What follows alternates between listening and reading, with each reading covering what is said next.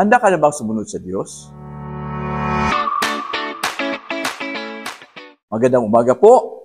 Ito po ang ating programa, 24/7 Wow! Word of Wisdom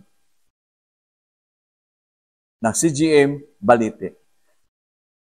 Ngayon pong umaga at tayo po'y mag-aaral patungkol po sa araling bautismo sa tubig. At ito po ay matagpuan sa aklat po ng Mateo 3 sa talatang 13 hanggang 17. Kung mayroon kayong Biblia, ay sabayan po akong basahin at sabay-sabay na tingnan. Ito po ang sabi, dumating si Jesus sa ilog Jordan mula sa Galilea upang magbaptismo kay Juan. Ngunit tinangka ni Juan na pigilan siya at sinabi, ako ang dapat magpabautismo sa inyo. Bakit kayo nagpabautismo sa akin? Subalit sumagot si Jesus, hayaan mong ito ang mangyari ngayon, sapagkat ito ang nararapat nating gawin upang matupad ang kalooban ng Diyos. Kaya't pumayag din si Juan nang mabautismuhan si Jesus, kaagad siyang umahon sa tubig, nabuksan ang langit at nakita ni Jesus ang Espiritu ng Diyos na bumabang parang isang kalapati at dumapo sa kanya. At isang tinig mula sa langit ang nagsabi, ito ang minamahal kong anak na lubos kong kinalugdan. Tayo pong manalangin. Panginoon, salamat po sa umagang ito. Salamat sa iyong patuloy na pagsama. Salamat sa pribilehiyo na ngayon pong umaga ay magamit mo para maghayag ng iyong mga salita. Ikaw manguna sa amin sa pangalan po ni Jesus. Amen at amen. Ang bautismo sa tubig ay maituturing po natin na isang pinakamahalaga at pinakapurmal na gawain sa iglesia. Dahilan na rin ito sa malalim na kahulugang sinasalamin nito sa buhay Kristiyano. Bagamat mayroong iba't ibang paliwanag ang bawat grupo denominasyon, hindi pa rin may tatanggi na ang pangunahing layunin ng pagbabautismo ay ang madlang pagpapahayag ng buong pusong pananampalataya sa ating Panginoong Jesucristo. At ang pakipag-isa natin sa Ama, sa loob ng mga mananampalataya, ang Iglesia. Ano nga ba ang bautismo sa tubig? Ang bautismo sa tubig ay isang Kristiyanong sakramento o sumisimbolong gawa kung saan ang isang tao ay nilublob sa tubig na pagkakilanlan ng kaugnayan kay Kristo sa kanyang kamatayan, paglibing, at pagkabuhay na maguli. Ito ay isang pagpapahayag ng pananampalataya at kanyang pagtatalaga sa isang panibagong buhay espiritual. Ito rin ay isang gawang pagsunod sa utos ng Diyos sa pagdidisipulo at ito ay isang paghakbang matapos matanggap ang kaligtasan.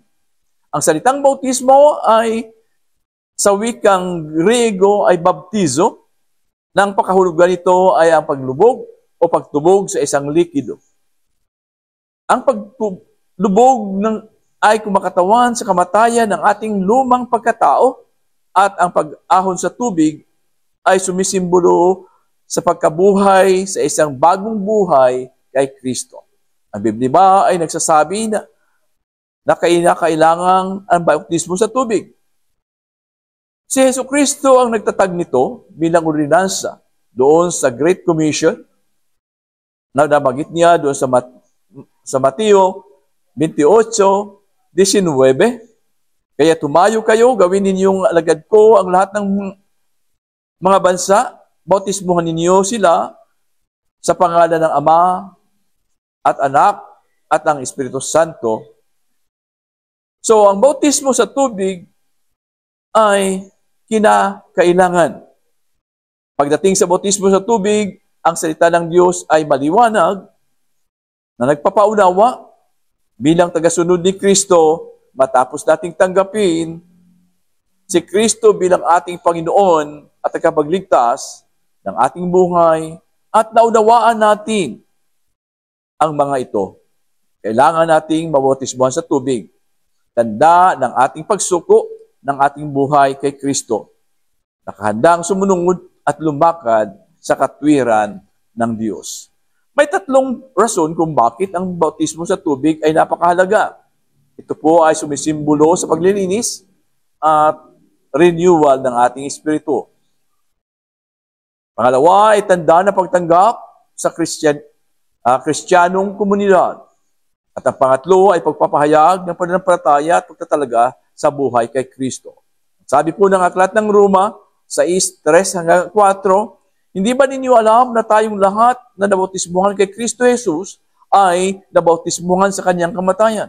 Sa mga tuwid, tayo namatay na at nilibing na kasama niya sa pamagitan ng bautismo upang kung paanong binuhay muli si Kristo sa pamagitan ng dakilang kapangyarihan ng Ama, kayo rin ay magkaroon ng panibagong buhay.